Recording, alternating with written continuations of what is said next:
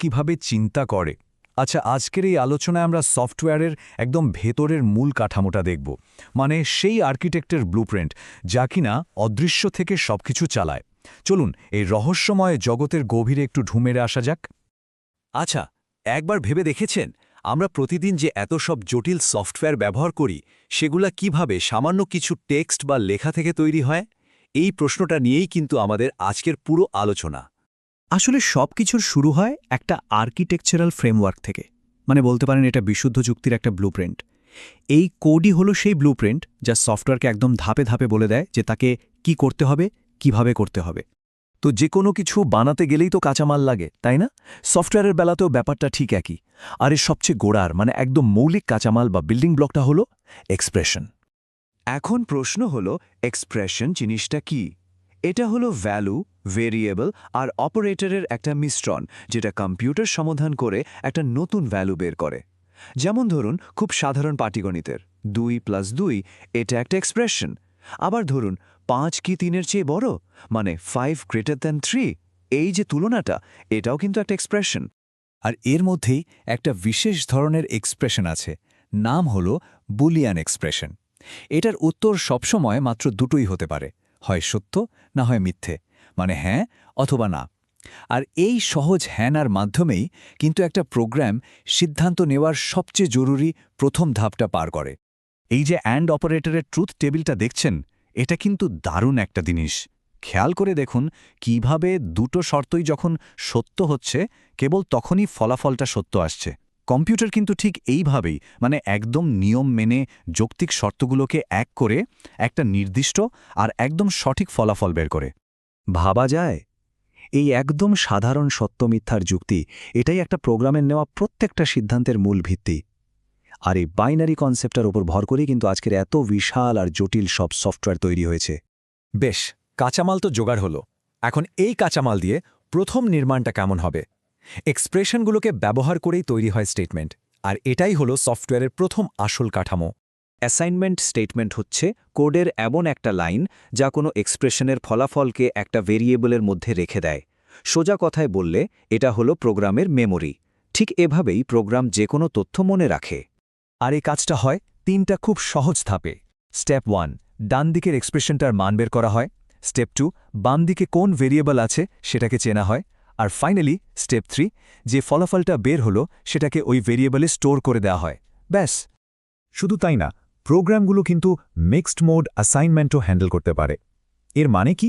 এর মানে হলো এটা সংখ্যা আর দশমিকের মতো আলাদা আলাদা ধরনের ডেটাকে একসাথে মিলিয়েও কাজ করতে পারে। এতে স্টেটমেন্টগুলো অনেক বেশি ফ্লেক্সিবল হয়ে ওঠে।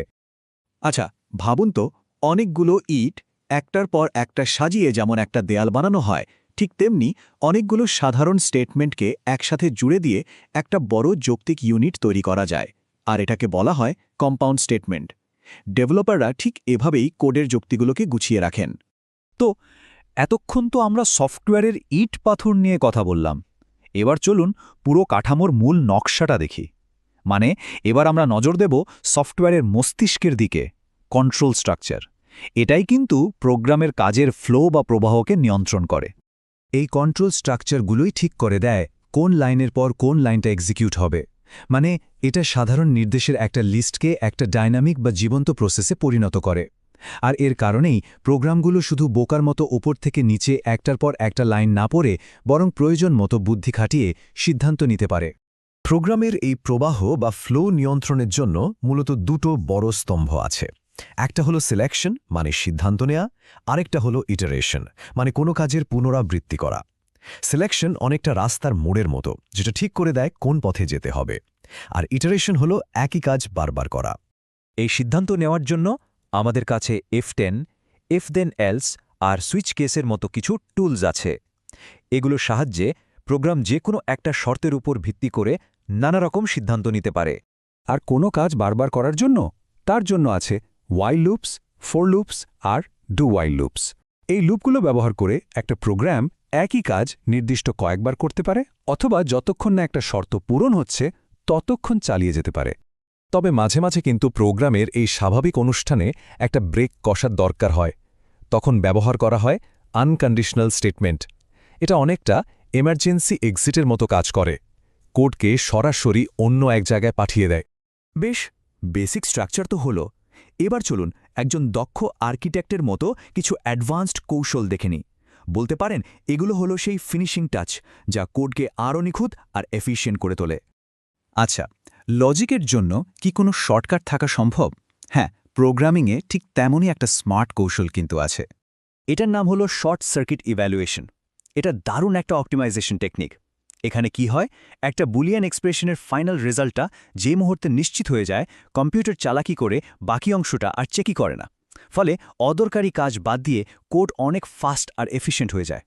আরেকটা অ্যাডভান্স স্ট্রাকচার হলো গার্ডেড কমান্ড। এখানে প্রত্যেকটা কমান্ডের সামনে একটা করে বুলিয়ান এক্সপ্রেশন পাহারাদার বা গার্ড হিসেবে থাকে। শুধুমাত্র যখন সেই গার্ড বা এক্সপ্রেশনটা সত্য হয় তখনই কমান্ডটা কাজ করার অনুমতি পায়। এটা জটিল শর্তগুলোকে খুব পরিষ্কার আর নিখুঁতভাবে সামলানোর একটা দারুণ শক্তিশালী উপায়। তাহলে সব মিলিয়ে মূল কথাটা কি দাঁড়ালো? একদম সাধারণ এক্সপ্রেশন থেকে শুরু করে জটিল কন্ট্রোল স্ট্রাকচার পর্যন্ত এই আর্কিটেক্টের ব্লুপ্রিন্টের প্রত্যেকটা অংশেরই একটা নির্দিষ্ট যৌক্তিক উদ্দেশ্য আছে, কিছুই কিন্তু খামখেয়ালি নয়। তো এখন প্রশ্নটা হলো, ভবিষ্যতের সফটওয়্যারগুলোকে কোন ধরনের লজিক্যাল স্ট্রাকচার শক্তি দেবে? ভেবে দেখুন, আমরা আজকে যে ভিত্তি বা ফান্ডামেন্টাল বিষয়গুলো নিয়ে কথা বললাম, এগুলোই কিন্তু আগামী দিনের অসাধারণ সব উদ্ভাবনের দরজা খুলে দেবে।